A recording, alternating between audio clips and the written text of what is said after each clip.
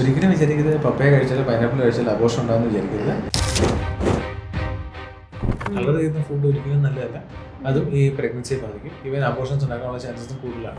ഈ ഇന്ത്യ അല്ലെങ്കിൽ ഏഷ്യൻ രാജ്യങ്ങളിൽ, പ്രത്യേകിച്ച് ഇക്വേറ്ററിനോട് അടുത്തുള്ള ഈ രാജ്യങ്ങളിൽ താമസിക്കുന്ന ആൾക്കാർക്കൊക്കെ അവർ നേരത്തെ റീപ്രൊഡക്റ്റീവ് ഏജ് അച്ചീവ് ചെയ്യും. പീരീഡ് നിൽക്കുന്നതിനും വർഷങ്ങൾക്ക് മുന്നേ തന്നെ എഗ്ഗിൻ്റെ ക്വാളിറ്റി ഇല്ലാതാവും. 2050 അല്ലെങ്കിൽ പോലും കുറച്ചുകൂടെ കഴിയുമ്പോൾ തന്നെ പകുതി കുട്ടികൾ ഉണ്ടാകുന്നത് ടെസ്റ്റ് ശിശുക്കളായിരിക്കും എന്നാണ് പറയുന്നത്. ഈ ഫീൽഡ്സ് വർക്ക് ചെയ്യുന്ന ആൾക്കാർ, അപ്പോൾ അവരുടെ പ്രത്യേകത വെച്ചാൽ അവർക്ക് ഫെർട്ടിലിറ്റി പൊട്ടൻഷ്യൽ കൂടുതലായിരിക്കും. കൂടുതൽ ദേഹം അനങ്ങി അധ്വാനിക്കുന്നവർ, വെയിൽ കൊണ്ട് അധ്വാനിക്കുന്നവർ, ഇവരുടെയൊക്കെ എഗ്ഗിൻ്റെയും സ്പെർമിൻ്റെയും ക്വാളിറ്റി ബെറ്റർ ആയിരിക്കും. Kochi life line hospital infertility specialist doctor സിറേഖ് പാപ്പച്ചനാണ് ഇന്ന് എന്നോടൊപ്പം. Welcome doctor. Thank you. Sir, ഒരുപാട് പേര് നേരിടുന്ന ഒരു പ്രശ്നമാണ് ഈ ഇൻഫെർട്ടിലിറ്റി അല്ലെങ്കിൽ വന്ധ്യത എന്ന് പറയുന്നത്. എന്താണ് ശരിക്കും ഈ വന്ധ്യത, അല്ലെങ്കിൽ അതിന്റെ പിന്നിലെ റീസൺ എങ്ങനെ നമുക്കത് തിരിച്ചറിയാം? തീർച്ചയായിട്ടും. അപ്പം ഈ ഒരു സ്ത്രീയും പുരുഷനും കല്യാണം കഴിച്ച് 1 ഇയർ ഒരുമിച്ച് താമസിച്ച് കുഞ്ഞുങ്ങൾ ഉണ്ടായില്ലെങ്കിൽ അതൊരു വന്ധ്യതയ്ക്ക് എന്തെങ്കിലും റീസൺ കാണാൻ ചാൻസ് ഉണ്ട്. നമ്മളൊരു ഒരു 30 വയസ്സിന് താഴെയുള്ള കപ്പിളാണെങ്കിൽ അവർക്ക് ഒരു പ്രഗ്നൻസി ചെയ്യാനുള്ള ചാൻസ് വിത്തിൻ 1 ഇയർ അറൗണ്ട് 80% ആണ്. അടുത്ത ഒരു 10% കപ്പിൾസ് അടുത്തൊരു 1 ഇയറിനുള്ളിൽ പ്രഗ്നൻസി കിട്ടും. അതായത് ഓൾമോസ്റ്റ് 90% ആൾക്കാർക്കും ഒരു 2 ഇയേഴ്സിനുള്ളിൽ പ്രഗ്നൻസി കിട്ടണം, ഈ 30 ഇയേഴ്സ് ബിലോ ആണെങ്കിൽ. അപ്പോൾ അതിനകത്ത് ആവാത്തവർക്കാണ് നമ്മൾ ഇൻഫെർട്ടിലിറ്റിയിലോട്ട് പോകുന്നത്. അതേസമയം 30 ഇയേഴ്സ് എബോ ആണെങ്കിൽ വിത്തിൻ 1 ഇയറിനകത്ത് ആയിരിക്കും നമുക്ക് ഇൻഫെർട്ടിലിറ്റി ട്രീറ്റ്മെൻറ്റ് അവർക്ക് സ്റ്റാർട്ട് ചെയ്യേണ്ടി വരും. ഇനി 35 ഇയേഴ്സ് ആൻഡ് എബോ ആണെങ്കിൽ വിത്തിൻ 6 മന്ത്സിനകത്ത് നമുക്ക് പ്രഗ്നൻസി കിട്ടിയാലും ട്രീറ്റ്മെൻറ്റ് സ്റ്റാർട്ട് ചെയ്യേണ്ടി വരും. ഇതിനകത്ത് ഏറ്റവും വലിയൊരു ഇമ്പോർട്ടൻറ്റ് കാര്യം എന്ന് വെച്ച് കഴിഞ്ഞാൽ, പണ്ട് നമ്മൾ കൂടുതൽ സ്ത്രീകൾക്കാണ് ഇൻഫെർട്ടിലിറ്റി കണ്ടിരുന്നുണ്ടെങ്കിൽ ഇപ്പോൾ ഇൻഫെർട്ടിലിറ്റി സ്ത്രീകൾക്കും പുരുഷന്മാർക്കും ഓൾമോസ്റ്റ് 50% കാണുന്നുണ്ട്. അപ്പം ഏജ് കൂടുന്നതിനനുസരിച്ച് കുഞ്ഞുണ്ടാവാനുള്ള കഴിവ് സ്ത്രീകൾക്കും പുരുഷന്മാർക്കും ഒരുപോലെ കുറയും. അപ്പം പുരുഷന്മാർക്കും അത് കുറയും. അപ്പം എത്രയും പെട്ടെന്ന് കല്യാണം കഴിച്ച് എത്രയും പെട്ടെന്ന് കുഞ്ഞുങ്ങളുണ്ടാകുന്നത് എപ്പോഴും നല്ലത്. ഏജ് ഒരു ഇമ്പോർട്ടൻറ്റ് ഫാക്ടറാണ്. 1 ഇയറിനകത്ത് കുഞ്ഞുങ്ങൾ ഉണ്ടായില്ലെങ്കിൽ തീർച്ചയായിട്ടും രണ്ടുപേരും, അത് ഹസ്ബൻഡ് വൈഫ് രണ്ടുപേരും ഒരു ഡോക്ടറിനെ കണ്ട് പരിശോധിക്കേണ്ടതാണ്. എന്താണ് പ്രോബ്ലം, ആർക്കാണ് problem. Infertility is on a rise. അപ്പോൾ തീർച്ചയായിട്ടും നമുക്ക് നോക്കിയാലേ അറിയാൻ പറ്റത്തുള്ളൂ എവിടെയാണ് വിഷയം എന്നുള്ളത്. അതനുസരിച്ച് ട്രീറ്റ്മെൻറ്റ് എടുത്തു കഴിഞ്ഞാൽ ചിലപ്പം ചെറിയ ട്രീറ്റ്മെൻറ്റിൽ കൂടെ തന്നെ പല ആൾക്കാർക്കും പ്രഗ്നൻസി കിട്ടാൻ പറ്റും. പല ആൾക്കാരും എന്തെന്ന് വെച്ചാൽ ഇപ്പോൾ ആകും പിന്നെ ആകും, ചിലവർ വേണ്ടെന്ന് വെക്കും, പിന്നെ കുറേ നാൾ കഴിഞ്ഞിട്ടായിരിക്കും ചിന്തിച്ചു തുടങ്ങുന്നതിന് സമയം കഴിയും. നമുക്ക് ഇന്ന് ഏറ്റവും ഇമ്പോർട്ടൻ്റ് ആയിട്ടുള്ള ഒരു ഫാക്ടർ ടൈം ആൻഡ് ഏജ് ഭയങ്കര ഇമ്പോർട്ടൻ്റ് ആണ് ഇൻഫെർട്ടിലിറ്റി സംബന്ധിച്ചോളം. ഇപ്പം ശരിക്കും ഏതാണ് ഏജ്, ഒരു ഗർഭധാരണത്തിന് പറ്റൊരു ഏജ് എന്ന് പറയാൻ പറ്റും? അതായത് ഒരു ഫീമെയിലിനെ സംബന്ധിച്ചോളം പുള്ളിക്കാരി ഒരു റീപ്രൊഡക്റ്റീവ് ഏജ് എത്തുന്നതിന് ഒരു 13, 14, 15 ഇയേഴ്സ് ആകുമ്പോൾ എത്തും. ഒരു 100 വർഷം മുന്നേ കല്യാണം കഴിച്ചിരുന്നെങ്കിൽ, 100 വർഷം മുന്നേ ജീവിച്ചിരുന്നെങ്കിൽ ഒരു 15 വയസ്സൊക്കെ ആകുമ്പോൾ പഠിച്ച് കല്യാണം കഴിക്കും, 15, 16 ഒക്കെ ആകുമ്പോൾ കല്യാണം കഴിക്കും. അപ്പം കുഞ്ഞുങ്ങളുണ്ടാകാൻ എളുപ്പം. അന്ന് വേറെ അസുഖങ്ങളൊന്നും കാണത്തില്ല, യങ് ഏജ് ആകുമ്പോൾ. അപ്പോൾ പെട്ടെന്ന് 2-3 പിള്ളേരെ പ്രസവിക്കാൻ പറ്റും. പിന്നെ ചിലപ്പം പല അസുഖങ്ങൾ വരും. പക്ഷെ അപ്പോഴത്തേന് ഈ ഫാമിലി കംപ്ലീറ്റ് ആകുന്നതുകൊണ്ട് വേറെ പ്രശ്നങ്ങളൊന്നുമില്ല. ഇപ്പം ഗവൺമെന്റ് നിയമം അനുസരിച്ച് അറ്റ്ലീസ്റ്റ് 20-21 ഇയേഴ്സ് നമ്മളെ കല്യാണം കഴിക്കാൻ പറ്റത്തുള്ളൂ എന്നുണ്ടെങ്കിൽ ആ ഒരു സമയം നമ്മളെങ്ങനെ കല്യാണത്തെക്കുറിച്ച് ചിന്തിച്ചു തുടങ്ങണം. പലപ്പോഴും ഒരു ലൈഫ് സെറ്റിലായിട്ട് അല്ലെങ്കിൽ എഡ്യൂക്കേഷൻ കഴിഞ്ഞ് പിന്നെ വീണ്ടും കുറച്ച് പൈസയൊക്കെ ഉണ്ടാക്കി വീണ്ടും കുറച്ചൊന്ന് അടിച്ചു പൊളിച്ച് വീണ്ടും കല്യാണം കഴിഞ്ഞ് വീണ്ടും കുറച്ചും കൂടെ സെറ്റിലായി പിന്നെ ലോകം ഒന്ന് ചുറ്റിക്കണ്ട് പിന്നെ ഒരു പ്രഗ്നൻസിയെ കുറിച്ച് ആലോചിക്കുന്ന ടൈം കഴിഞ്ഞു. അപ്പോൾ അതാണ് ഇപ്പോൾ ഏറ്റവും കൂടുതൽ കണ്ടുവരുന്ന ഒരു പ്രവണത. അപ്പം ആൾക്കാർ പല കാര്യത്തിലും അഡ്വാൻസ്ഡ് ആയിട്ട് ചിന്തിക്കുന്നുണ്ടെങ്കിലും ഈ ഒരു ഫെർട്ടിലിറ്റിയുടെ കാര്യത്തിൽ ആൾക്കാർക്ക് ഇപ്പോഴും ആ ഒരു ചിന്താഗതി വന്നിട്ടില്ല. അപ്പോൾ അതുകൊണ്ട് infertility is on a rise. ഞാൻ ചോദിക്കുന്നത് 30 ഇയേഴ്സിന് മുന്നേ തന്നെ ഗർഭം ധരിക്കണം എന്നാണോ, അതാണോ കറക്റ്റ് ടൈം? നമുക്ക് എത്രയും എങ്ങായിരിക്കും തന്നെ ഗർഭം ധരിക്കുന്നതാണ് അത്രയും നല്ലത്. അപ്പോൾ ഒന്നുകിൽ കുഞ്ഞ് അല്ലെങ്കിൽ മുഴ അല്ലെങ്കിൽ സിസ്റ്റ് സ്ത്രീകളിലുണ്ടാവും. അപ്പം കുഞ്ഞുണ്ടായി കഴിഞ്ഞാൽ പിന്നെ ഈ മുഴയോ സിസ്റ്റോ കാര്യങ്ങളൊന്നും ഉണ്ടാകത്തില്ല. അതേസമയം ഗർഭപാത്രത്തിൽ മുഴ ഉണ്ടാവുകയാണെങ്കിൽ അല്ലെങ്കിൽ അണ്ടാശയത്തിൽ സിസ്റ്റ് ഉണ്ടാവുകയാണെങ്കിൽ പിന്നെ കുഞ്ഞുണ്ടാകാനുള്ള ബുദ്ധിമുട്ട് കൂടും. അപ്പം എത്രയും പെട്ടെന്ന് കുഞ്ഞുങ്ങളുണ്ടാകുകയാണെങ്കിൽ അത്രയും പെട്ടെന്ന് ബാക്കി ഫാമിലിയും കംപ്ലീറ്റ് ആവും, അസുഖങ്ങളൊന്നും ഉണ്ടാകത്തുമില്ല. അതായത് ഒരു പെൺകുട്ടി ഗർഭം ധരിക്കുന്ന സമയം ഒരു 9 മാസമായിരിക്കും ഗർഭധാരണം. പിന്നെ പ്രസവത്തിന് ശേഷം കുഞ്ഞിന് ബ്രസ്റ്റ് ഫീഡിങ് കൊടുക്കുന്ന സമയം അതിപ്പോൾ ഒരു 1 ഇയർ 2 ഇയേഴ്സ് വെച്ചു. അപ്പോൾ ഒരു 3 ഇയേഴ്സ് ടോട്ടലി ഒരു അസുഖം ഇല്ലാതെ ജീവിക്കും.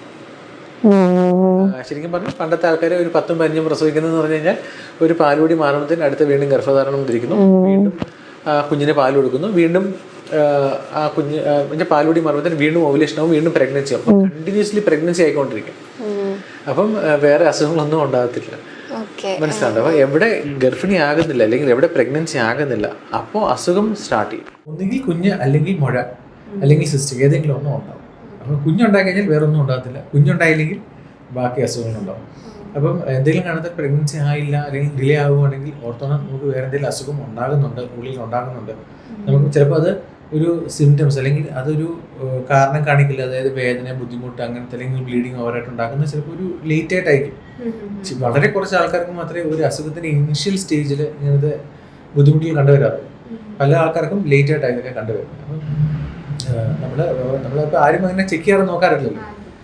പക്ഷേ ഇതൊക്കെയാണ് ലൈഫിലുണ്ടാകുന്നത്. അപ്പം എൻ്റെ അടുത്ത് ചോദിക്കുകയാണെങ്കിൽ ഏതാണ് ഐഡിയൽ ഏജ് എന്ന് വെച്ചാൽ ആസ് ഏർലി ആസ് പോസിബിൾ. നമ്മൾ ഗവൺമെൻറ് അനുവദിച്ച സമയം 19 വയസ്സ് 21 വയസ്സെന്നുള്ളത് മാക്സിമം ട്രൈ ചെയ്യുക.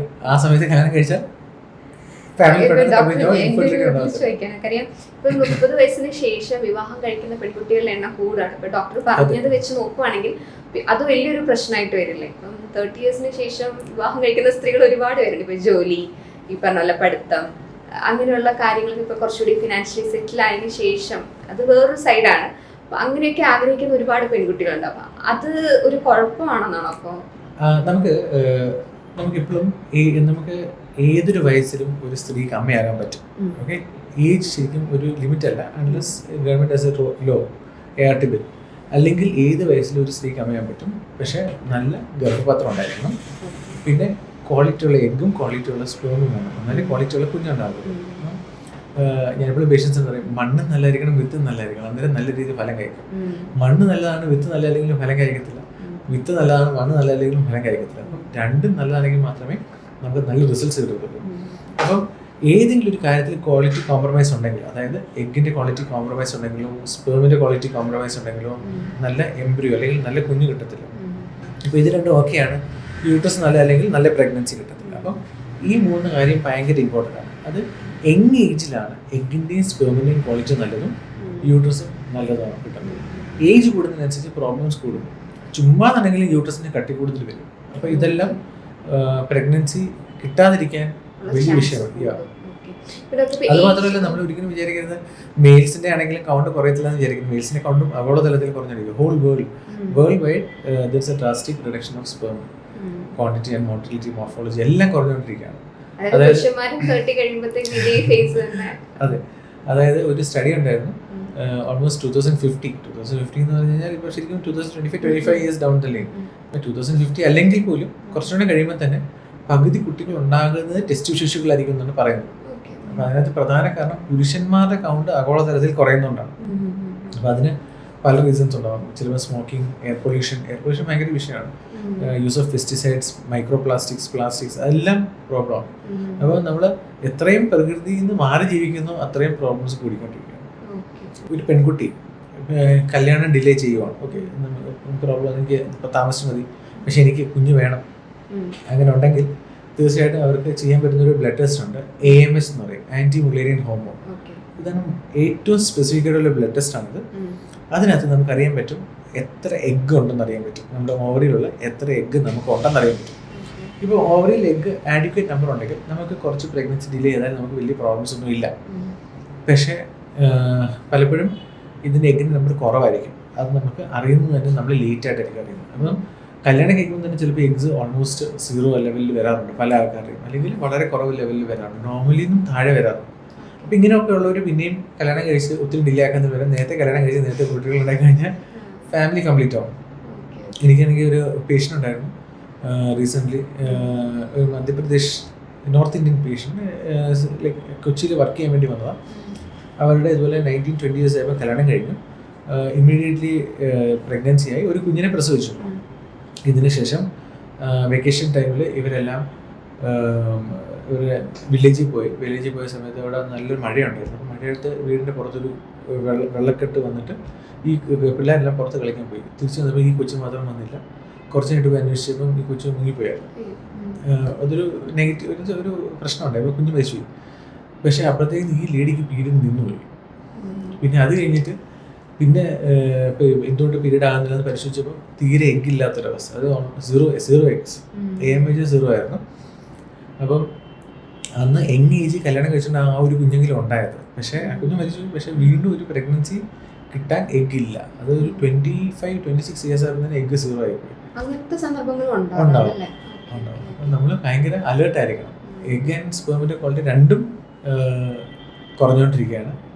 പ്രത്യേകിച്ച് ഈ ഇന്ത്യ അല്ലെങ്കിൽ ഏഷ്യൻ രാജ്യങ്ങളിൽ, പ്രത്യേകിച്ച് ഇക്വേറ്ററിനോട് അടുത്തോട്ടുള്ള ഈ രാജ്യങ്ങളിൽ താമസിക്കുന്ന ആൾക്കാർക്കൊക്കെ അവർ നേരത്തെ റീപ്രൊഡക്റ്റീവ് ഏജ് അച്ചീവ് ചെയ്യും. അതായത് എത്രയും നേരത്തെ 11 ഇയേഴ്സ് 12 ഇയേഴ്സ് ഒക്കെ ആകുമ്പോൾ തന്നെ പീരീഡ്സ് വരും മിക്കവാറുള്ള പെൺപിള്ളേർക്കെല്ലാം. ഇപ്പോൾ ഉള്ള യങ് ഏജ് തന്നെ വരാനുണ്ട്. അപ്പം അങ്ങനെയുള്ളവർ നേരത്തെ മെച്ചുറും നേരത്തെ ഓവുലേഷൻ സ്റ്റാർട്ട് ചെയ്യും. അപ്പം എല്ലാവർക്കും അവരുടെ ഫിക്സഡ് നമ്പർ എഗ്സേ കാണത്തുള്ളൂ. അത് ഓരോ വട്ടവും പീരീഡ് ആകുമ്പോൾ അല്ലെങ്കിൽ ഓവുലേഷൻ ആകുമ്പോൾ എഗിൻ്റെ നമ്പർ കുറഞ്ഞുകൊണ്ടിരിക്കും. ഒരു 500 to 5,000 എഗ്സ് ചുമ്മാ നഷ്ടപ്പെടും. പ്രഗ്നൻസി ആയാലും ഇല്ലെങ്കിലും എന്ത് ചെയ്താലും ശരി എഗ് നഷ്ടപ്പെട്ടുകൊണ്ടിരിക്കും. അപ്പം ഇത് നമുക്കൊരിക്കലും പ്രിവെൻറ്റ് ചെയ്യാൻ പറ്റത്തില്ല. അതും നേരത്തെ മെനാർക്കി, അതായത് പീരീഡ് വരുന്നതും പിന്നെ ഈ ഇങ്ങനെയുള്ളവർക്ക് നേരത്തെ പീരീഡ് നിന്ന് പോകാനും ചാൻസ് ഉണ്ട്. നേരത്തെ എഗ്ഗിൻ്റെ ക്വാളിറ്റി തീരാൻ ചാൻസ് ഉണ്ട്. പീരീഡ് നിൽക്കുന്നതിനും വർഷങ്ങൾക്ക് മുന്നേ തന്നെ എഗ്ഗിൻ്റെ ക്വാളിറ്റി ഇല്ലാതാവും. അപ്പോൾ ആ ഒരു കൺസെപ്റ്റ് എല്ലാവരും മനസ്സിലാക്കണം. ഭയങ്കരമായിട്ട് മിസ് ചെയ്ത് പോകുന്നൊരു കാര്യം. പിന്നെ വേറൊരു കാര്യം, ഈ ഏജ് മാത്രമാണോ ഇതിന്റെ ഒരു ഘടകം എന്ന് പറയുന്നത്? നമ്മുടെ ലൈഫ് സ്റ്റൈൽ ഭയങ്കര ഇമ്പോർട്ടൻ്റ് ആണ്. നമ്മൾ കഴിക്കുന്ന ഫുഡ്, നമ്മൾ ചെയ്യുന്ന ജോലി. ഇപ്പോൾ എല്ലാവർക്കും ജോലിയുണ്ട്, പക്ഷെ എല്ലാവരും റൂം അല്ലെങ്കിൽ വൈറ്റ് കോളർ ജോബ്സാണ് ചെയ്യുന്നത്. അതേസമയം ഈ ഫീൽഡ്സ് വർക്ക് ചെയ്യുന്ന ആൾക്കാർ, അപ്പോൾ അവരുടെ പ്രത്യേകത വെച്ചാൽ അവർക്ക് ഫെർട്ടിലിറ്റി പൊട്ടൻഷ്യൽ കൂടുതലായിരിക്കും. കൂടുതൽ ദേഹം അനങ്ങി അധ്വാനിക്കുന്നവർ, വെയിൽ കൊണ്ട് അധ്വാനിക്കുന്നവർ, ഇവരുടെയൊക്കെ എഗ്ഗിൻ്റെയും സ്പെർമിൻ്റെയും ക്വാളിറ്റി ബെറ്റർ ആയിരിക്കും. കാരണം വൈറ്റമിൻ ഡി തന്നെ ഒരു വലിയ ഫാക്ടറാണ്. ആർട്ടിക്സിൽ താമസിക്കുന്ന ആൾക്കാർക്കൊക്കെ അവർ ഈ കൂടുതൽ പ്രഗ്നൻസി ആകുന്നത് ഈ സൺലൈറ്റ് ഉള്ള സമയങ്ങളിലാണ്. അപ്പോൾ അങ്ങനെയാണ് ഈ വൈറ്റമിൻ ഡിയുടെ ഒരു പിക്ചർ ഇതിനകത്തോട്ട് വന്നത് ഇൻഫെർട്ടിലിറ്റിക്കകത്ത്. അപ്പം പല ആൾക്കാരും ഈ റൂം ഓറിയന്റഡ് വർക്ക് ആണല്ലോ ഇപ്പം ചെയ്യുന്നത്. വെയിൽ കൊണ്ട് ജോലി ചെയ്യുന്നത് ആൾക്കാർ വളരെ കുറവാണ്. പുറത്തിറങ്ങി ജോലി ചെയ്യുന്ന ആൾക്കാർ ഭയങ്കര കുറവാണ്. അപ്പം ഇങ്ങനെയുള്ളവർക്കെല്ലാം ഈ വൈറ്റമിൻ ഡി കുറവാണ്. അത് മാത്രമല്ല അവരുടെ ഈ സെഡൻറ്ററി ലൈഫ് ആകുമ്പോഴത്തേന് ഹോർമോൺസ് എല്ലാം ചേഞ്ച്ഡ് ആയിരിക്കും. അപ്പോൾ പ്രഗ്നൻസി കിട്ടാൻ ബുദ്ധിമുട്ടായിരിക്കും. ഓവുലേഷൻ കറക്റ്റ് ആകത്തില്ല. പിന്നെ ഈ സെഡൻറ്ററി ലൈഫ് കാരണം ഈ മെയിൽസിന് ഇറക്ഷൻ പ്രോബ്ലംസ് ഭയങ്കരമായിട്ട് കൂടി വരാറുണ്ട്. ഈവൻ ലിബിഡോ കുറയാറുണ്ട്, ബന്ധപ്പെടാനുള്ള താല്പര്യം കുറയാറുണ്ട്. അതും പ്രായം കൂടുന്നതിനനുസരിച്ച് താല്പര്യം കുറയാറുണ്ട്. ഇത് പുരുഷന്മാർക്ക് രണ്ടും. അപ്പോൾ ഇതെല്ലാം പ്രഗ്നൻസി കിട്ടാനുള്ള ബുദ്ധിമുട്ട് കൂട്ടിക്കൊണ്ടിരിക്കും. നമ്മൾ വിചാരിക്കുന്നതിനേക്കാളും പ്രോബ്ലമാണ് ശരിക്കും ഏജ് കൂടുന്നതും നമ്മുടെ ഈ സെഡൻറ്ററി ലൈഫ്. പിന്നെ ഔട്ട്സൈഡ് ഫുഡ് എല്ലാം ഈ കളേർഡ് ഫുഡ്സാണ് നമ്മൾ കൂടുതൽ കഴിക്കുന്നത്. കളർ ചെയ്യുന്ന ഫുഡ് ഒരിക്കലും നല്ലതല്ല. അതും ഈ പ്രഗ്നൻസിയെ ബാധിക്കും. ഈവൻ അബോർഷൻസ് ഉണ്ടാക്കാനുള്ള ചാൻസസും കൂടുതലാണ്. ഈ എൻഡോസൾഫാൻ കൂടുതൽ എല്ലാ പെസ്റ്റിസൈഡ്സും ഏറ്റവും കൂടുതൽ ഈ ഇടയ്ക്ക് പേപ്പറിനകത്തുണ്ടായിരുന്നു, 1 രൂപ കൊടുത്തു കഴിഞ്ഞാൽ മാങ്ങയുടെ കളർ മാറി കിട്ടുന്നത്. അപ്പോൾ ഇതെല്ലാം നമ്മൾ ഭയങ്കര അടിപൊളി മാങ്ങ എന്നൊക്കെ പറഞ്ഞ് കഴിക്കുന്നതാണ്. അപ്പം എല്ലാം പെസ്റ്റിസൈഡ്സ് ആണ്, കളേഴ്സ് ആണ്. ഇതെല്ലാം നമ്മൾ വിചാരിക്കും നമുക്ക് വലിയ പ്രശ്നം വരത്തില്ല, പക്ഷെ നമുക്കുണ്ടാകുന്ന കുട്ടിയെ ചിലപ്പോൾ ബാധിക്കും. ഏർലി അബോർഷൻസ് വരെ ഉണ്ടാകാം. വേറെ ഒരു കുഴപ്പമില്ലാത്ത നോർമൽ ചിലപ്പോൾ അബോർഷൻ ഉണ്ടാകാം. അപ്പം അതൊക്കെ നമ്മൾ ശരിക്കും ശ്രദ്ധിക്കേണ്ടതായിട്ടുള്ള കാര്യങ്ങളാണ്. PCOS എന്ന് പറയുന്നത് പോളിസിസ്റ്റിക് ഓവറിയൻ ഡിസീസ് അല്ലെങ്കിൽ സിൻഡ്രോം. ഇതിൻ്റെ ഒരു പ്രത്യേകത എന്ന് വെച്ച് കഴിഞ്ഞാൽ എക്സസൈസ് കുറവുള്ളതുകൊണ്ടാണ് ഈ PCOD ഉണ്ടാകുന്നത്. യൂഷ്വലി പണ്ട് ഈ വണ്ണമുള്ളവർക്കാണ് കൂടുതൽ PCOD കണ്ടിരുന്നുണ്ടെങ്കിലും ഇപ്പം മെലിഞ്ഞവർക്കും PCOD കാണാറുണ്ട്. പക്ഷേ ചിലപ്പോൾ ഇപ്പം കുറച്ച് ഓവർ ഡയഗ്നോസ്ഡ് ആണ് PCOD. ഇപ്പം നമ്മൾ പീരീഡ് വരുന്നില്ല, PCOD ആണെന്ന് വിചാരിക്കും. പക്ഷേ ഒരിക്കലും അങ്ങനെ ആകണമെന്നില്ല. PCOD ഉണ്ടെന്നുണ്ടെങ്കിൽ അതിനെ കുറച്ച് ബ്ലഡ് ടെസ്റ്റും സ്കാനും എല്ലാം ചെയ്ത് നോക്കി ഓക്കെ ആണെങ്കിൽ മാത്രമേ PCOD ഡയഗ്നോസ് ചെയ്യാൻ പറ്റത്തുള്ളൂ. Especially unmarried girls. ഇല്ല. അപ്പോൾ നമ്മൾ സെഡൻറ്ററി ലൈഫ് ഉണ്ടെങ്കിൽ തന്നെ ചിലപ്പോൾ നമുക്ക് പിമ്പിൾസ് ഉണ്ടാകാം. സെഡൻറ്ററി ലൈഫ് ഉണ്ടെങ്കിൽ പീരീഡ് വരാതിരിക്കാം. അപ്പം സെഡൻറ്ററി ലൈഫ്, അതായത് ദേഹം അനങ്ങാതെ ജോലി ചെയ്യുന്നവർക്കാണ് അല്ലെങ്കിൽ വ്യായാമക്കുറവ് കൊണ്ടാണ് ഈ PCOD ഉണ്ടാകുന്നത്. അപ്പോൾ അത് മെലിഞ്ഞവർക്കും PCOD ഉണ്ടാകും. മെലിഞ്ഞവർക്കും PCOD ആണെങ്കിൽ ശരിക്കും കഷ്ടപ്പെട്ട് എക്സസൈസ് ചെയ്യണം, എന്നാലും നല്ല രീതിയിൽ ഓവുലേഷൻ ആകും. അല്ലെങ്കിൽ മരുന്ന് എടുക്കേണ്ടി വരും. ഓവുലേഷൻ ആയാലും പീരീഡ് വരത്തുള്ളൂ. കുറേ നാൾ പീരീഡ് വരാതിരിക്കുകയാണെങ്കിൽ യൂട്രസിൻ്റെ ചേഞ്ചസ് വരാം, ഈവൻ ക്യാൻസർ വരെ വരാം. നമ്മൾ അതറിയാതെ പോകും. ഇതെല്ലാം സ്കാൻ ചെയ്യുമ്പോൾ കുറേ കാര്യങ്ങൾ മനസ്സിലാവും. വളർന്നുള്ളവർക്കാണ് PCOD എങ്കിൽ ഒരു 10 കുറച്ച് കഴിഞ്ഞാൽ മിക്കവാറുള്ള ഓവുലേഷൻ ആകാറുണ്ട്. പക്ഷേ മെലിഞ്ഞവരാണെങ്കിൽ അവർ ശരിക്കും കഷ്ടപ്പെടും. അതുപോലെ ഈ നമ്മൾ ഈ അൺമാരീഡ് ഗേൾസിന് പലപ്പോഴും സ്കാൻ ചെയ്യുന്ന PCOD ഒത്തിരി കണ്ടുവരാറുണ്ട്. പക്ഷെ ചില ആൾക്കാർക്ക് ഈ മേലിക്കൂടുള്ള വേറെ മെഡിക്കുള്ള സ്കാൻ ആകുമ്പോൾ നമുക്ക് ഒത്തിരിയും കാര്യങ്ങൾ അറിയാൻ പറ്റത്തില്ല. ചിലപ്പോൾ എഗ്ഗിൻ്റെ നമ്പർ കുറവായിരിക്കും. അപ്പോൾ അതുകൊണ്ട് ബ്ലഡ് ടെസ്റ്റ് കൂടെ ചെയ്താലേ നമുക്ക് കറക്റ്റായിട്ട് PCOD ഉണ്ടോ ഇല്ലെന്ന് അറിയാൻ പറ്റും. അപ്പോൾ പലപ്പോഴും AMS എന്നൊരു ടെസ്റ്റാണ് അതിനകത്ത് ഏറ്റവും സിഗ്നിഫിക്കൻ്റ് ആയിട്ടുള്ള ടെസ്റ്റ്. അതുപോലെ ചിലപ്പോൾ ഹോർമോൺ വേരിയേഷൻ, ഇൻസുലിൻ റെസിസ്റ്റൻസ്, ഇതൊക്കെ PCOD കാരണമാകും. അപ്പോൾ ഉണ്ടെങ്കിൽ അതെല്ലാം കറക്റ്റ് ചെയ്യണം. അല്ലാതെ നമ്മളിപ്പം പല ആൾക്കാർക്കും പല ധാരണകളുണ്ട്, തെറ്റിദ്ധാരണകളുണ്ട്. അപ്പോൾ ആ ഒരു രീതിയിൽ ചുമ്മാ മുന്നോട്ട് പോയിട്ട് കാര്യമില്ല. അതുപോലെ നമ്മൾ ലൈഫ് സ്റ്റൈൽ മോഡിഫിക്കേഷനാണ് PCODക്ക് ഏറ്റവും നല്ലത്. കഷ്ടപ്പെട്ട് ജോലി ചെയ്യുക, ദിവസം മിനിമം 2 മണിക്കൂർ എക്സസൈസ് ചെയ്യണം. 2 മണിക്കൂർ എക്സസൈസ് ചെയ്യണം. അതുപോലെ ഈ നോ കാർബോഹൈഡ്രേറ്റ് ഡയറ്റിലോട്ട് പോകുന്നതാണ് ഏറ്റവും നല്ലത്. അതുപോലെ മില്ലറ്റ്സ് അങ്ങനത്തെ കാര്യങ്ങളൊക്കെ കഴിക്കുക, നല്ലോണം എക്സസൈസ് ചെയ്യുക, പ്രോട്ടീൻ ഫുഡ്സ് ഒക്കെ കഴിക്കുക. പക്ഷേ മിനിമം 2 hours എക്സസൈസ് എല്ലാ ദിവസവും ചെയ്യണം. എപ്പം നടക്കുന്നു അന്നേരം ഓവുലേഷൻ കിട്ടും, എപ്പം നടന്നില്ല അന്നേരം ഓവുലേഷൻ കിട്ടത്തില്ല. അതുകൊണ്ട് അവരെ സംബന്ധിച്ചിടത്തോളം കഷ്ടപ്പെട്ട് നടക്കുക എന്നുള്ളതാണ്. അതുപോലെ മാക്സിമം കുട്ടികളെ ഉണ്ടാകാൻ ശ്രമിക്കണം. അല്ലെങ്കിൽ പീരീഡ് ആയില്ലെങ്കിൽ, ഓവുലേഷൻ ആയില്ലെങ്കിൽ യൂട്രസിൽ ചേഞ്ചസ് വരാം, അതും ഒത്തിരി ഹൈ ആണ്. ഒരു ഡൗട്ട് ചോദിച്ചു, ഈ PCOS PCOD തമ്മിലുള്ള ഡിഫറൻസ് ഇത് രണ്ടും ഒന്നാണോ? ആദ്യം PCOD പറഞ്ഞപ്പോൾ സിൻഡ്രോം ആക്കി മാറ്റിയത് സെയിം ഇതാണ്, ഒന്ന് തന്നെയാണ്. അപ്പൊ ഈ PCOD ഇൻഫെർട്ടിലിറ്റിയും തമ്മിൽ ബന്ധമുണ്ടോ? അതെങ്ങനെയാണ് ബന്ധപ്പെട്ടിരിക്കുന്നത്? ഒരു സ്ത്രീയെ സംബന്ധിച്ചിടത്തോളം ഒരു മാസത്തിൽ ഒരു ദിവസം ഓവുലേഷൻ ആകത്തുള്ളൂ. ഫോർ എക്സാമ്പിൾ ഒരു 20 days അല്ലെങ്കിൽ 30 days ഓവുലേഷൻ ആവുന്ന വ്യക്തിക്ക് നമ്മൾ പറയും ഒരു 12th day 14th day ആയിരിക്കും ഓവുലേഷൻ ആകുന്നതെന്ന് പറയും. അപ്പോൾ ഓവുലേഷൻ ആയില്ലെങ്കിൽ പീരീഡ് വരത്തില്ല, PCOD ആയിരിക്കും ഒരു റീസൺ. ഓക്കെ, അപ്പോൾ ഒരു മാസം ഒരു ദിവസം ഓവുലേഷൻ, ഒരു വർഷം നമുക്ക് 12 മാസം, 12 മാസം 12 ഓവുലേഷൻ കിട്ടുന്നത്. ആ 12 ഓവുലേഷൻ ഇല്ലെങ്കിൽ എന്ത് ചെയ്യും? കുഞ്ഞുണ്ടാകത്തില്ല. അപ്പൊ അണ്ടോത്പാദനം ഉണ്ടായില്ലെങ്കിൽ പ്രഗ്നൻസി ആകത്തില്ല. അതായത് ഓവറിയിൽ എഗ് ഉണ്ട്, പക്ഷെ ഓവുലേഷൻ ആകണം. ഓവുലേഷൻ ആയാൽ മാത്രമേ കുഞ്ഞുണ്ടാകത്തുള്ളൂ, ഓവുലേഷൻ ആയെങ്കിൽ കുഞ്ഞുണ്ടാകത്തില്ല. അപ്പോൾ കുറെ നാൾ കുറെ എഗ് കൊണ്ടു നടന്നിട്ട് കാര്യമില്ല. അത് നമ്മളൊരു കുഞ്ഞുണ്ടാവാനായിട്ട് ശ്രമിച്ചാൽ മാത്രമേ ആകത്തുള്ളൂ. അപ്പൊ ഈ PCODക്കാര് എപ്പോഴും അവര് ചെയ്യുന്നൊരു പ്രശ്നം, കുറച്ച് നാൾ മരുന്നെടുക്കും, അല്ലെങ്കിൽ കുറച്ച് നാൾ എന്തെങ്കിലും എക്സസൈസ് ചെയ്യും, പിന്നെ വീണ്ടും മടിയാവും. അപ്പൊ മടി പിടിക്കുമ്പോൾ പ്രഗ്നൻസി കിട്ടത്തില്ല, ഓവുലേഷൻ നടക്കില്ല. അപ്പോൾ ഒരു വർഷം ചുമ്മാ പോകും. അത് പലപ്പോഴും പിന്നെ ഇപ്പം കേരളത്തിൽ കുറേ ആൾക്കാരുടെ ഹസ്ബൻഡ്സ് പുറത്തായിരിക്കും. അപ്പോൾ അങ്ങനെ ഉണ്ടെങ്കിൽ ആ വരുന്ന സമയത്ത് ഓവുലേഷൻ നടക്കണമെന്നില്ല, അപ്പം വീണ്ടും ടൈം പോകും. പിന്നെ അടുത്ത വെക്കേഷൻ വരെ വെയിറ്റ് ചെയ്യേണ്ടി വരും. അതെല്ലാം ഇൻഫെർട്ടിലിറ്റി ആഡ് ഓൺ ചെയ്യും. നമ്മൾ ഒരിക്കലും വിചാരിക്കുന്നത് എളുപ്പമല്ല ഇങ്ങനത്തെ കാര്യങ്ങൾ. അപ്പം ഏജ് കൂടുന്നതിനനുസരിച്ച് ഓട്ടോമാറ്റിക്കലി കുറച്ചാൾ കഴിയുമ്പോൾ ഓവറി ലെഗ് ഉണ്ടെങ്കിലും ഇതിൻ്റെ ക്വാളിറ്റി കുറയും. PCODക്കാർക്ക് അതാണ് പ്രശ്നം. യങ് ഏജിൽ ഓവറി ലെഗ് കാണും, പക്ഷേ ഏജ് കൂടുന്നതിനനുസരിച്ച് ഓവറി ലെഗ് കാണും, പക്ഷേ ഇതിൻ്റെ ക്വാളിറ്റി കുറയും. പിന്നെ അവർക്കും പ്രഗ്നൻസി കിട്ടാൻ ബുദ്ധിമുട്ട്. ഈ ഇൻഫെർട്ടിലിറ്റി ആയിട്ട് ബന്ധപ്പെട്ട് ഒരുപാട് മിത്തുകളുണ്ടല്ലോ. ഇപ്പൊ മൊബൈൽ യൂസ് ചെയ്താൽ പപ്പായ കഴിച്ചാൽ അബോർഷൻ സംഭവിക്കില്ല, അങ്ങനെയുള്ള ഒരുപാട് മിത്തുകളുണ്ടല്ലോ ഇതുമായി. ഇപ്പം ഗർഭധാരണം അല്ലെങ്കിൽ ഈ ഇൻഫെർട്ടിലിറ്റി ആയിട്ട് ഈ നമുക്ക് മൊബൈൽ ഒരിക്കലും ഒരു പ്രശ്നം ഉണ്ടാക്കത്തില്ല. റേഡിയേഷൻ ഇത്ര നാളും വലിയ പ്രശ്നം ഉണ്ടാക്കിയിട്ടൊന്നുമില്ല. ഇത് ഉണ്ടെങ്കിൽ ഇല്ലെങ്കിലും പണ്ട് തൊട്ട് മൊബൈൽസ് റേഡിയേഷൻ കാര്യങ്ങളൊക്കെ ഉണ്ടായിരുന്നു. റേഡിയേഷൻ ഏതായാലും പല ഫ്രീക്വൻസിയിലാണ് പോകുന്നത്, ഇത് നമ്മളെ ബാധിക്കത്തൊന്നുമില്ല. അപ്പോൾ പിന്നെ ഇത് ഉണ്ടാകുന്ന പ്രശ്നം വെച്ചാൽ മൊബൈൽ ഇപ്പം പോക്കറ്റിൽ ഉണ്ടാക്കുന്ന മെയിൽസ് ആണെങ്കിൽ ചിലപ്പോൾ ചൂട് കൂടുതലായിരിക്കും പഠിക്കുന്നത്. അപ്പോൾ അതുകൊണ്ടുണ്ടാകുന്ന എഫക്ട്സ് ചിലപ്പോൾ സ്പെർംസിന്റെ ക്വാളിറ്റി കുറയ്ക്കും. ജീൻസ് ഇടുന്നത് ഈ ലോക്കൽ ടെമ്പറേച്ചർ കൂട്ടാൻ ചാൻസ് ഉണ്ട്. അപ്പോൾ ജീൻസ് നമ്മുടെ ഒരു വസ്ത്രധാരണ അല്ല, അത് തണുപ്പ് രാജ്യങ്ങളിൽ മാത്രം ഉപയോഗിക്കുന്ന ഒരു വസ്ത്രധാരണ. ഇപ്പം നമ്മൾ ഫോർ എക്സാമ്പിൾ നമ്മളിപ്പോൾ US പോകുകയാണെങ്കിൽ വിന്റർ ക്ലോത്സും സമ്മർ ക്ലോത്സും ഉണ്ട്. സമ്മറിൽ നമ്മൾ ഷോപ്പിൽ പോയി കഴിഞ്ഞാൽ നമുക്ക് ജീൻസ് ഒന്നും വാങ്ങിക്കാൻ കിട്ടത്തില്ല. അതേസമയം വിന്ററിൽ പോയി കഴിഞ്ഞാൽ വിന്റർ ടൈമിലുള്ള ക്ലോത്ത്സ് കിട്ടും. അപ്പോൾ അത് അവിടുത്തെ ആ ഒരു 4 സീസൺസ് ഉണ്ട്. അപ്പോൾ അതനുസരിച്ച് അവർക്ക് കാര്യങ്ങൾ ചേഞ്ച് ചെയ്യാൻ പറ്റും. പക്ഷെ നമുക്ക് അങ്ങനെ ഇല്ലാത്തതുകൊണ്ട് നമ്മൾ എന്ത് വരുന്നത്. പക്ഷെ അതിനകത്ത് എഫക്റ്റ് എന്ന് വെച്ച് കഴിഞ്ഞാൽ ഈ സ്പെർംസിന്റെ ക്വാളിറ്റി കുറഞ്ഞ ചെറിയൊരു റീസൺ ഉണ്ട്. പിന്നെ ലാപ്ടോപ്പ്, ഇപ്പോൾ നമുക്ക് പലപ്പോഴും യങ് ഏജ് ആണെങ്കിലും പിള്ളേർ ചോദിക്കും ഇത് കുഴപ്പമില്ലല്ലോ ലാപ്പിൽ വെച്ച് വർക്ക് ചെയ്യാതെ ചോദിക്കും. പക്ഷെ ലാപ്ടോപ്പ് ഭയങ്കര ചൂടടിക്കുന്ന സംഭവമാണ്. അത് പെർസിസ്റ്റന്റ് ആയിട്ട് ചൂടടിക്കുന്ന എന്തും പ്രശ്നക്കാരനാണ്. പെർസിസ്റ്റന്റ് എന്ന് വെച്ചാൽ കണ്ടിന്യൂസ്ലി. ഇപ്പം നമുക്ക് ഈവൻ ഇപ്പം ചൂടത്ത് വർക്ക് ചെയ്യുന്നത്, ഇപ്പം എൻജിൻസിൽ വർക്ക് ചെയ്യുന്നത്, ഇപ്പം ഫോർ എക്സാമ്പിൾ ട്രെയിൻ എഞ്ചിൻ, ഇപ്പം പക്ഷേ ഇപ്പം അത്രയും ചൂടടിക്കുന്നില്ല, ഇപ്പം കൂടുതൽ ഇലക്ട്രിക് കാര്യങ്ങളൊക്കെ ഉള്ളതുകൊണ്ട്. പിന്നെ ഈ ഷിപ്സിലൊക്കെ ആണെങ്കിൽ എഞ്ചിനിൽ വർക്ക് ചെയ്യുന്നത്, അല്ലെങ്കിൽ റെസ്റ്റോറൻറ്റ്സ് ആണെങ്കിലും കണ്ടിന്യൂസ് കുക്കിംഗ് ചെയ്യുന്ന ആൾക്കാർ, അങ്ങനെയൊക്കെയുള്ളവർക്ക് ഒത്തിരി പേർക്ക് നമ്മൾ ഈ കൗണ്ട് കുറവ് ഒത്തിരി കണ്ടുവരാറുണ്ട്. ഒരിക്കലും വിചാരിക്കുന്നത് പപ്പയ കഴിച്ചാൽ പൈനാപ്പിൾ കഴിച്ചാൽ അബോർഷൻ ഉണ്ടാകുന്ന വിചാരിക്കുന്നത്. ഇപ്പൊ കിളികളൊക്കെ പപ്പയല്ലേ കഴിക്കുന്നത്, എവിടെ അബോർഷൻ ഉണ്ടാകുന്നു. ഇപ്പം നമ്മുടെ നാട്ടിലെ ഈ പന്നികളൊക്കെ ഇപ്പൊ ശരിക്കും ഈ കൈതച്ചക്ക തോട്ടത്തിലാണ് കൂടുതൽ താമസിക്കുന്നത്. അത് കൈതച്ചക്ക വേരോടെ പിടിച്ചിട്ടാണ് ഇടിച്ച് തിന്നിട്ട് പോയത്. 10 പേരെ പ്രസവിക്കുന്നത്. വിഷം അടിച്ച് ഒരു സാധനം കഴിക്കാതിരിക്കുന്നത് നല്ല. വിഷം അടിക്കാതെ നിങ്ങൾ തന്നെ എന്ത് കൃഷി ചെയ്യുന്നുണ്ടോ അത് എന്തും കഴിക്കാം. ഒന്നും ദൈവം നല്ലതല്ല എന്ന് പറഞ്ഞിട്ടില്ല, എല്ലാം നല്ല സാധനമാണ്. ഫോർ എക്സാമ്പിൾ എനിക്ക് പേഷ്യൻ്റ് ഉണ്ടായിരുന്നു, കോവിഡ് സമയത്ത് നടന്ന സംഭവമാണ്, അത് രസമാണ്. അത് കോവിഡ് സമയത്ത് പുള്ളിക്കാരി അബുദാബിയിൽ ഉണ്ടായിരുന്നു. അത് പ്രഗ്നൻസി ആയി, ഓൾറെഡി 2 കുട്ടികളുണ്ട്. അപ്പോൾ അവർക്ക് കുഞ്ഞ് വേണ്ട, പക്ഷേ അവിടെ ഒന്നും ടെർമിനേഷനോ അല്ലെങ്കിൽ അബോർഷനോ ആക്കാൻ പറ്റില്ല. അപ്പോൾ അവർക്ക് നാട്ടിൽ വരണം. ലോക്ക്ഡൗൺ ആയിരുന്നു, നാട്ടിൽ വരാൻ പറ്റത്തില്ല.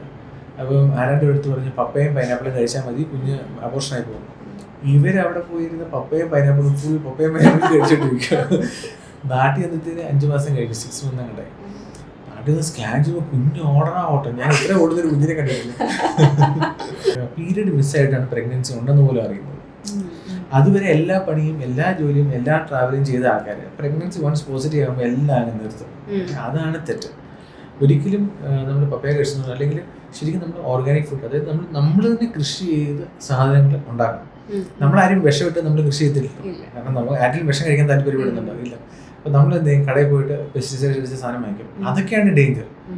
അപ്പോൾ നേരത്തെ ഞാൻ സൂചിപ്പിച്ച എൻഡോസൾഫാൻ അങ്ങനത്തെ എല്ലാ പ്രശ്നം എല്ലാ പെസ്റ്റിസൈഡ്സും നല്ലതല്ല. ഒരു പെസ്റ്റിസൈഡ്സും ഇടയ്ക്ക് അവിടെ ഇവിടെയൊക്കെ പെസ്റ്റിസൈഡ്സ് ചേർന്ന ഫുഡ് വരുന്നു. ഇടയ്ക്ക് ഒരു മാധ്യമത്തിനകത്ത് തന്നെ ഇത്ര പെർസെൻറ്റേജ് ആയിരുന്നു ഓരോ കണ്ടൻസിനകത്തും പെസ്റ്റിസൈഡ് ആഡ് ചെയ്തിരിക്കുന്നത്, through times than what is required.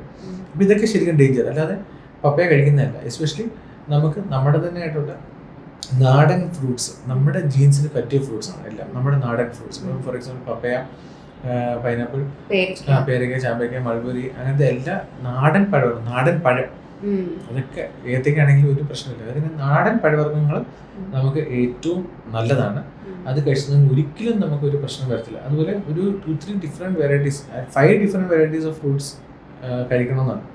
അപ്പോൾ അത് നമുക്ക് ഒത്തിരി മൈക്രോ ന്യൂട്രിയൻസ് തരും. പല കളറിലും പല മൈക്രോ ന്യൂട്രിയൻസ്. അപ്പോൾ അത് ഡെഫിനറ്റ്ലി ഭയങ്കരമായിട്ട് ഹെൽപ്പ് ചെയ്യും.